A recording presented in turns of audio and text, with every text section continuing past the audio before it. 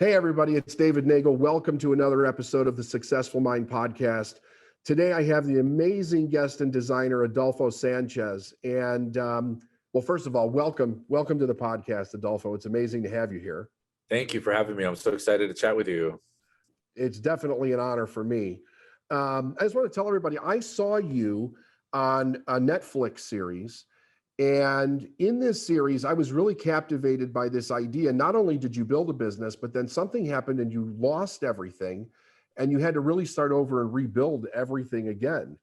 And I was so intrigued by the idea of somebody actually doing that because so many businesses never even make it. Like people cannot stay in their right mind with their ambition. Life gets in the way. They have challenges they don't know how to overcome and they fail and they give up. And here you are, you do amazing designs. You empower women. Your clothing is unbelievably gorgeous. And you go through a challenge and then you have to redo it again. And it's like that story in itself is amazing. So how did you become a designer to start off with? What was your life story? Well, so I'm from Orange County, the burbs of LA, and it really started kind of as a side hobby, to be honest with you. It was really something that I started doing. I was 13, 14 years old. The rave culture was really big and in, and friends have invited me to go out and go to parties with them. And we started kind of just doing costumes for ourselves. And they would, say, oh, we're trying to look like, the latest runway from Dior. And I'm like, well, what's Dior? And I was just this kid from Orange County that didn't know anything. And they started kind of showing me about different designers and, Galliano and all these different brands. And so it really started as something just fun and a hobby. And then I didn't know how to get into the business.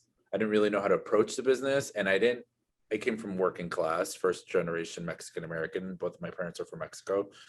I didn't have the money for a big fancy fashion school. And so I applied in retail, South Coast Plaza, and I worked at Macy's and they sold Versace. I did well with the Versace there. Then I went and applied at Versace and got a job at Versace. And then I kind of grew the corporate retail ladder at the fashion side.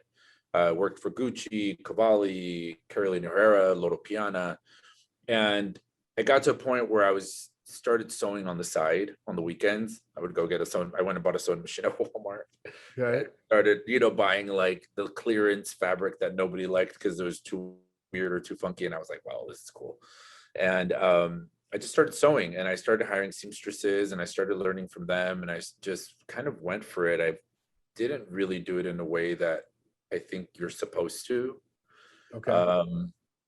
But I just kept learning and learning and learning and learning. And I had a lot of other businesses before I had my own brand. I had gotten hired to do private labeling for body positive plus size evening wear line. I didn't know what private labeling was in those days. Okay. I was just like, you want me to make stuff and you're going to put your name on it? Cool. Yeah. And then after that, I got pulled into an endorsement and licensing celebrity firm. And you're like, is your head spinning as this is happening, or? It's just the thing is that like I just didn't know what any of it was, but I just was like a sponge. I kept taking all of it. You know what I mean? I kept taking everything that I could and just was trying to absorb it all. And then I took all of those elements and then started my own brand development firm. It was like a company where I was helping designers start, because I had learned so much information from like manufacturing for the other line and like my seamstresses. And that was a way for me to put money into my own business. I didn't know anything about, like business loans and, like capital. And I was this kid who went from like these parties into like now like making clothes for people. And I was helping these designers. And that's where I had a business called Creative. And I was working with about 22 brands under my belt. And I was representing brands from here all the way to the Middle East. And I was helping them with celebrity placement, manufacturing their clothes. Was working for American Apparel. And that's the location where I had my brand in there also, like in the mix, like treating it like all the other brands. But that was the location where my neighbor had his business catch on fire, which then his wall was connected to my wall, which caught my location on fire. And then, we lost about 60-70% of everything. But, that's how it all led up to that business. That's how I got into the business. Yeah. So when you lost the business, what was your first reaction? It burns down. Like, what are you thinking? I mean, I had never experienced anything like that before. Somebody called me, and my neighbor called me and said, "Hey, texted me, hey, there's smoke coming out of your store." And so I'm like, what is this? And when I showed up, I mean, it was a disaster. The fire trucks were there. They had already put everything out, but I mean, it was like, their job is to put a fire out. They're not trying to take care of your pretty dresses to make sure that nothing happens to them. They're there to like get it done, and they did. And there was a lot of damage. And so, what I mean, what can you do? It's the situation is done, and so then you just have to kind of take grasp how bad the damage is and assess what the next step is. And I had never dealt with anything like that. And 3 months prior to that, my business partner, who was also my personal partner, who had been in my life almost 13 years, had just exited out of the business. And then maybe 6 to 8 months prior to him exiting out, our 2 other business partners had exited out. So I was left by myself with this business. And I was just trying to get it going by myself, because he had just walked out, not like giving me a notice. And then this happened. And so I was just like really in a dark place for a bit. For like a few months, I was in a dark place. So before the fire and these people leave, did that alone put a financial constraint on the business because they were partners? It just put more like a pressure constraint. Yeah, fine. There's all the constraints that come with it, but it's also like, can I do this when there's 3 other people and 3 other roles that are helping me with this baby? Yeah. Can I handle this on my own without them? And that's all the questions that come into your head, because one was doing social media and marketing, and the other one was doing like the business and the financials, and the other one was doing operations, and I'm doing the creative aspects. And so when all those other aspects get removed, can I do all those aspects when I don't know? I've never asked them what they do in their day-to-day roles. Like, how do I carry on their roles when I never even knew what they did? Yeah. And so I had to learn everything completely. Yeah. And while you're doing the creative, while I'm doing the creative, while I'm trying to figure out, everything about a fire and insurance. And, then I went through paperwork and found that they had not taken care of any of the insurance for like over 6 months. So I had no way to put a claim in, So I literally spent days and days and days calling different attorneys to see if anyone would take the case. And finally, after like, I don't even know how many calls I made, I found someone that was willing to take it. And what happened with that, with the case? We got about a quarter of what we were supposed to. Maybe less than a quarter actually, but we got something, and that helped me kind of start all over. And that was a really big turning point for me, because that was a point where I was by myself personally and in the business, and I had done so many things. And when I left retail, when I left Loro Piana, I said, I'm leaving this company to start my own pursuit of my own brand. And then, everyone thinks it's so easy to start your own business, let alone start your own label. And you don't have clients. It's easy to sell Gucci because everyone's like, handing it to you. When I worked at the Gucci store, everyone's like, I just want to pay for this. Right. I'm tired of waiting in line. It's different when it's your own name, because no one knows who you are. And so I had to learn how to do that. I had to learn how to build my own brand. And I said to myself, like, I'm not going to do all these other businesses anymore. This is now the time for me to just pursue my own brand 100%, take everything that I've learned in the past and just put it all into my own name. And I've been doing that for the last 3.5 years. So you said that you went into a dark place for a while. How dark did it get?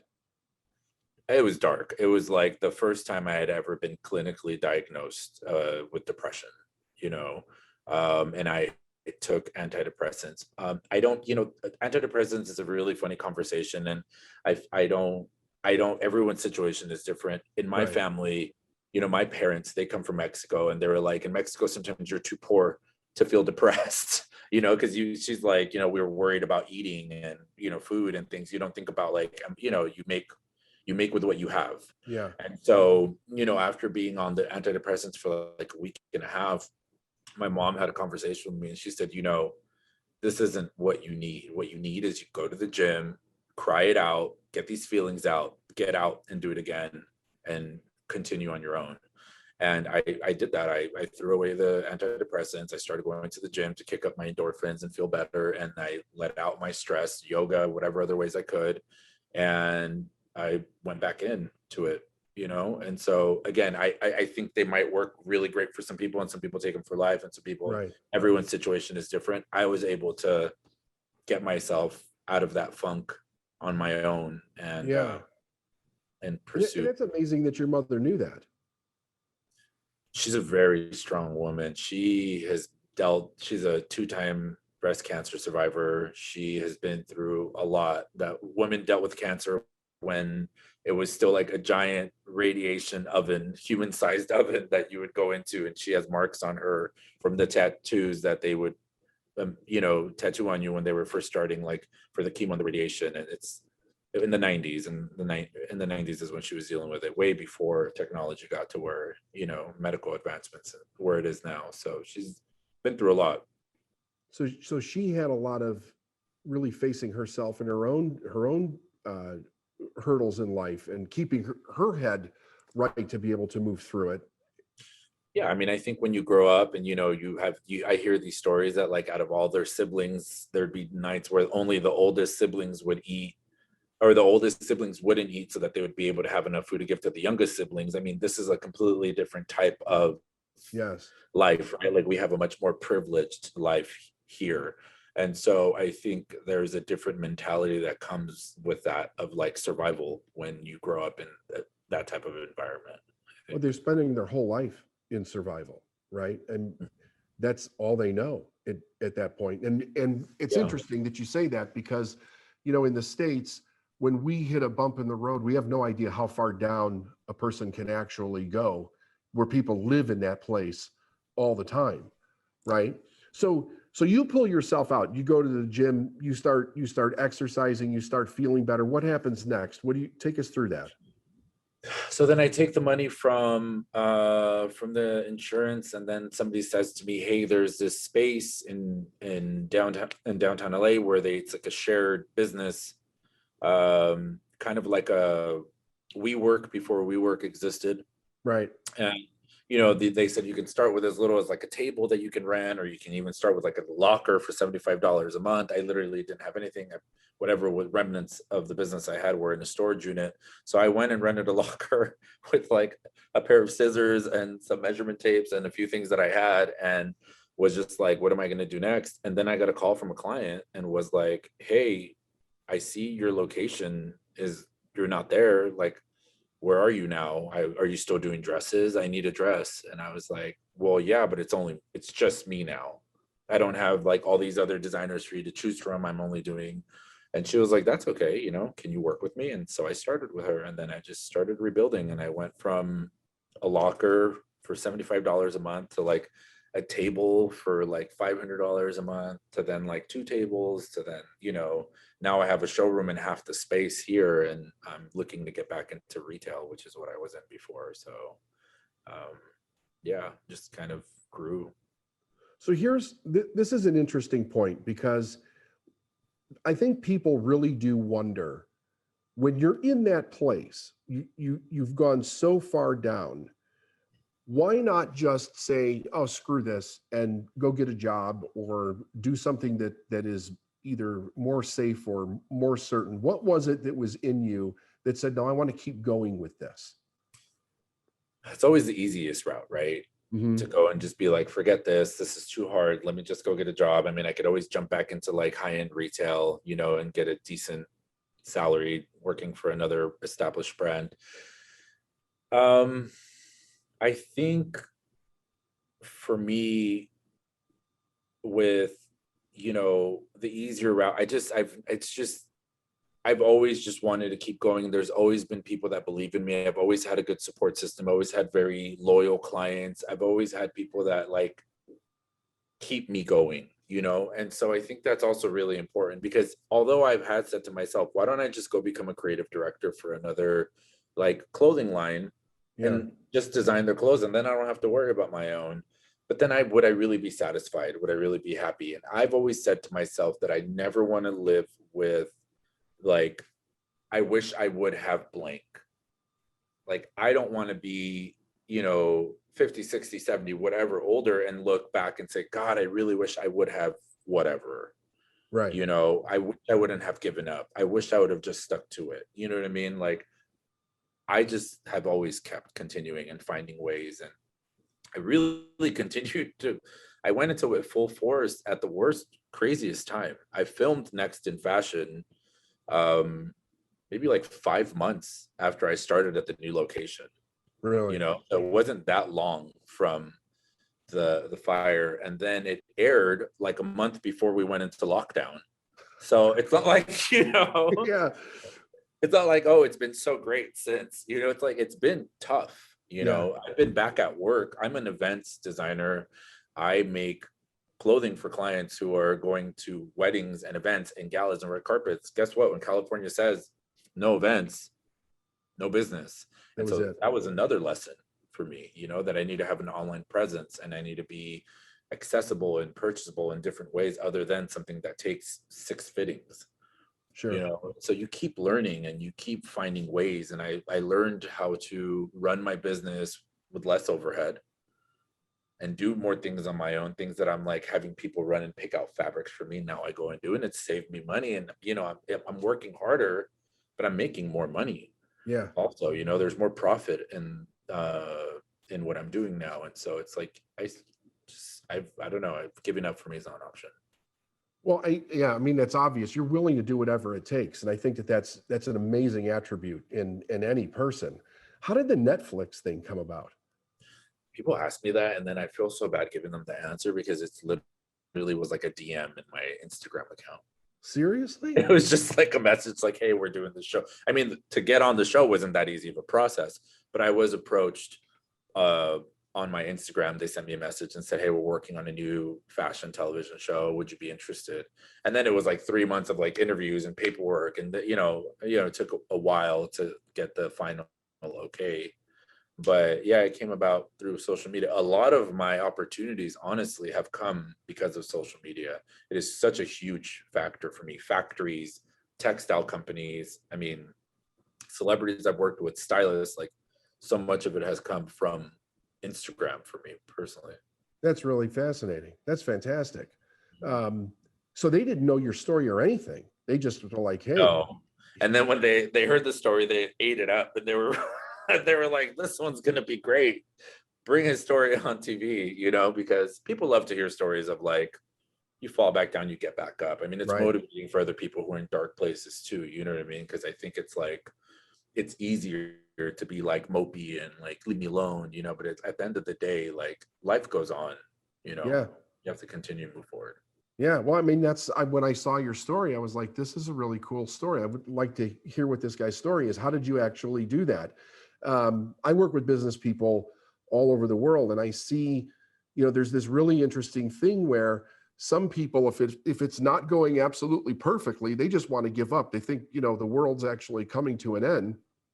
And there's people like yourself, which I'm always fascinated by, is like, what is that thing in them that they see it differently, and they're willing to work out of the locker with a pair of scissors. They're willing to do whatever it takes to keep going. And actually, the one part of your answer is very common. So many of them have said to me, I did not want to get to the end of my life and go, damn it, I wish I would have really given this a try, because now I don't know if I could have done it. And I really think I could have done it, but I didn't actually do it. And that seems like it's a very common answer anywhere in the world where I ask that question. Like living with regret. Right. And Yeah. it's also kind of like, why are you doing this business? You know, what is the purpose behind it? Is it something that you're doing because of financial reasons and that's it?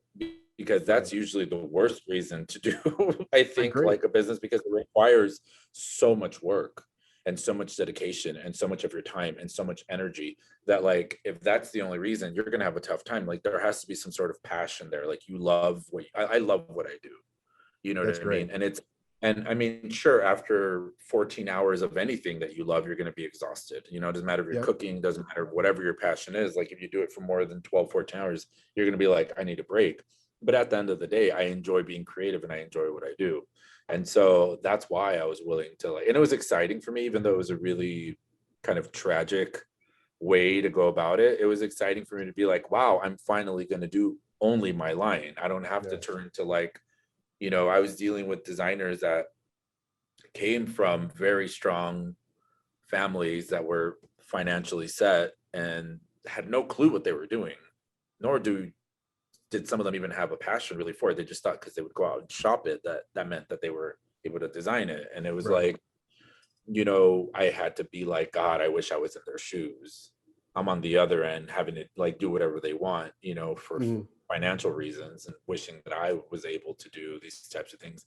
You know, now it's completely different. Now I've learned, you know, capital and loan and credit, business credit, and all these things that I had to learn because I allowed other people to just, I trusted them, you know. Yeah, for sure. So do you really look at people differently as far as trust goes and how you evaluate the people that you want around you? I'm much more private now. Okay. I used to be. I don't know if that's just something that comes with age. I also feel like I had a really fun life, more than, like, I think average. Like, I started partying like at 13, 14 years old. You know, and you know, I've gone to the parties and done like the celebrity things and like the, you know, the after parties and, you know, Yeah. all that stuff. I've done a lot of that stuff and it was really fun. And I feel like now it's time for me to dedicate into, like, actually growing a business, Sure. you know. And yeah, I mean, I feel like I'm at a different point now, and I'm way more private. I'm very selective, and I understand now why, you know, when I was younger, I would say, God, it's those people that at the top, they only work with, you know, so and so. That photographer only works with that model always, and that you create these circles and these bonds that have taken years for them to get there, and it's hard for them to let somebody in because you don't know if they're going to bring whatever it is that you need for them to bring, you know. And so I Right. understand things better now as well. Yeah. Or So bring something that you don't need, that yeah, you don't want exactly. to have to deal with. Yeah. And you All right. trust So people that you know are going to execute, you know. yeah, yeah, absolutely. Okay. So last question. I always ask the guests if you could leave the listeners with a successful mind tip, what would that be? What would you tell everybody? Do what you love, you know, do what makes you happy. I mean, I feel like life is really short, and you, at the end of the day, if you're not doing something you really enjoy, is it really worth whatever perks that comes with, whether you, it's success in your eyes, you know. I say do what you love, be happy, and enjoy what you do. That's great. That's great. I totally agree with that one for sure. Because, like you said, if you're going to do it for the money, I mean, when you see how much work it's going to take, that'll go out the door really quick. And is, you know, the money going to really satisfy you doing something you really don't like? Most of the time, it usually doesn't in the long run. No, I have a lot no. of clients. Yeah, You know. for sure. Oh For sure. yeah. Well, Adolfo, thank you so much. I wish you the best of Thank success. I you. really appreciate you coming on, and I know that everybody will get a lot out of your story. So thank you very much. I appreciate you. My pleasure. Thank you for having me. You're very welcome.